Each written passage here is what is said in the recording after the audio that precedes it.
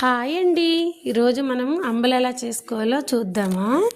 అంబలి అంటే మీలో ఎంతమందికి తెలుసు? అవునండి, అదే రాగి జావ. రాగి జావకే మా సైడ్ అంబలి అంటారు.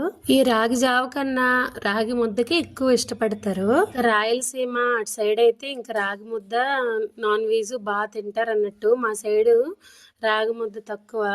రాగి ముద్ద అంటే మా సైడ్ తోప అంటారండి. తోపే అంటారు రాగి ముద్దకి. తోప ఇంక మా సైడ్ తక్కువ తింటారు. ఇంకా రాయలసీమ అటు సైడ్ అయితే బాగా తింటారు అన్నట్టు. అది మా సైడ్ మార్నింగే బ్రేక్ఫాస్ట్ కింద అంబలు తింటారు చాలా మంది. అంబలు వచ్చేసి చాలా హెల్త్ కి మంచిదండి. ఇది వచ్చేసి చేసుకోవడం చాలా ఈజీ. దీని ప్రాసెస్ ఏం లేదు, వేడి నీళ్ళు పెట్టి అందులో ఉప్పేసి ఇంకా ఉండలు లేకుండా పిండిని కలుపుకొని ఇంకా వేడి నీటిలో వేసేయడమేని. అది కలుపుతూ ఉండాలి, కలపకపోతే అది మొత్తం ముద్దలా అయిపోద్ది. అలా కలుపుతూ ఉండి మనకి కంటెస్టెన్సీకి తగ్గట్టు వాటర్ పోసుకోవాలి. అది తిరగబోత అయినంత వరకు మనం ఇలా కలుపుతూ ఉండాలి. ఎప్పుడైతే బుడగలు వస్తాయో అప్పుడు కంప్లీట్ గా ఉడికినట్టు అనమాట. అది వచ్చేసి పలాస సైడ్. పలాసీలో మేము ఎప్పుడు వెళ్ళా మార్కెట్ కి, అక్కడ ఒక చిన్న అతను ఎక్సెల్ మీద కూర్చొని ఇంకా అమ్ముతూ ఉంటాడు అనమాట.